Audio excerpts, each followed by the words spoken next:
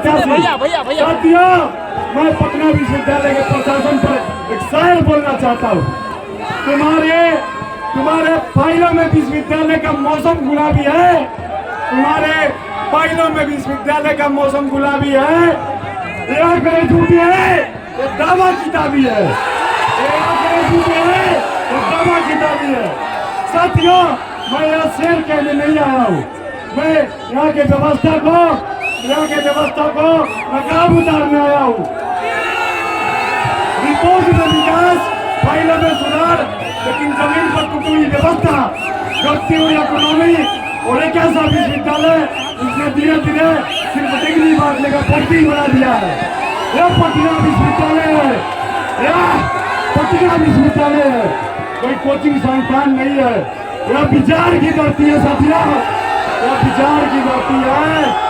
यह कोई एजेंसी का कार्यालय नहीं है, यह विचार की धरती है। और सुन लीजिए, और जोर से सुन लीजिए, बात जब क्रांति की होगी तो आधी आबादी को साइड करके नहीं होगी। बात जब क्रांति की होगी तो आधी आबादी को साइड करके नहीं होगी। जो राजनीति महिलाओं को निर्णायक भागीदारी से दूर करती है वो राजनीतिक कमजोर है साथियों, वो राजनीति कमजोर है।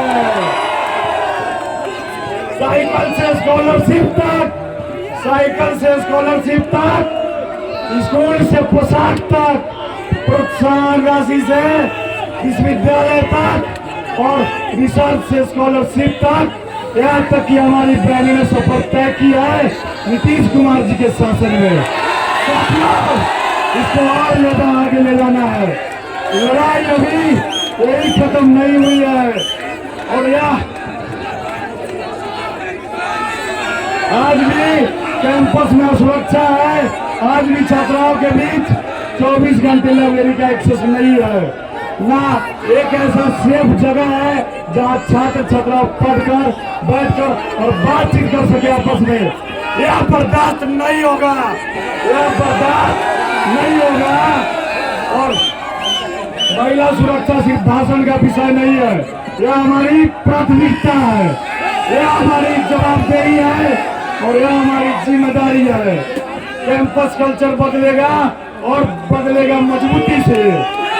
हम जेंडर सेंसिटिव कैंपस पॉलिसी को कागज पर नहीं जमीन पर लागू कराएंगे और हम वो सेल पर लागू कराएंगे जो पटना विश्वविद्यालय में सिर्फ कागज पर है। 28 तारीख के बाद वो जमीन पर दिखेगा। और जो लोग छात्र राजनीति को पोस्टर का, पैसा का और पावर का खेल समझते हैं, उनके लिए भी एक शेर बोल देना चाहता हूँ। एड़ी को उठाए उंगली पर खड़े हैं, एड़ी को उठाए उंगली पर खड़े हैं। ये बहुने सोचते हैं सबसे बड़े हैं। कुर्सी का नहीं विचार का बड़ा होता है। और हमारा विचार एकदम साफ है, सबसे वंचित को ऊपर उठाना, सबसे दरिद्र को नेतृत्व देना और सबसे उपेक्षित को केंद्र में लाना। हम डर की राजनीति नहीं करते हैं, हम बराबरी की राजनीति करेंगे। हम विश्वविद्यालय को ऐसा बनाएंगे जहाँ कोई एडमिशन लेने वक्त डरे नहीं, जहाँ कोई रिसर्च करते वक्त रुकते नहीं और नेतृत्व करते वक्त झुके नहीं।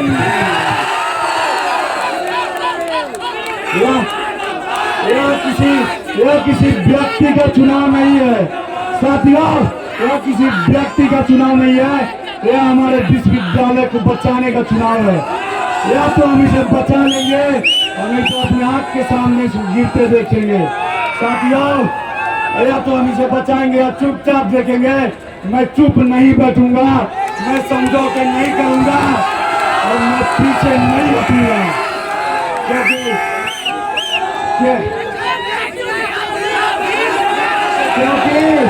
क्योंकि वो दौड़ क्या जिसमें उड़ान न हो और वो जीत क्या जिसमें सबका सम्मान न हो।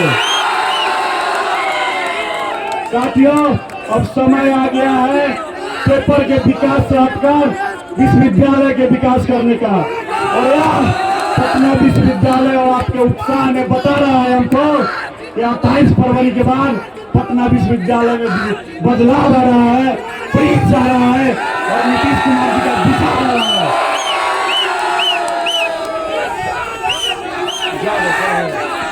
तो 28 तारीख के बाद प्रिंस आ रहा है, बस औपचारिक घोषणा बाकी है। पटना विश्वविद्यालय में बदलाव आ रहा है और हमारे साथ हमारे पैनल में उपाध्यक्ष पद के प्रत्याशी आयुष हर्ष, महासचिव पद के प्रत्याशी मंजीत कुमार, संयुक्त सचिव के प्रत्याशी बुलबुल कुमारी और कोषाध्यक्ष पद के प्रत्याशी भाई अभिषेक कुमार है। इसलिए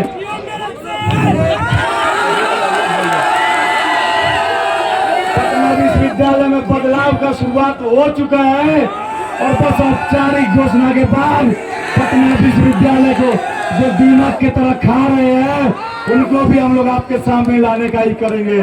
विश्वास रखिए, प्रिंस आ रहा है, पटना विश्वविद्यालय बदल रहा है, नीतीश जी का विचार पटना विश्वविद्यालय में आ रहा है। धन्यवाद।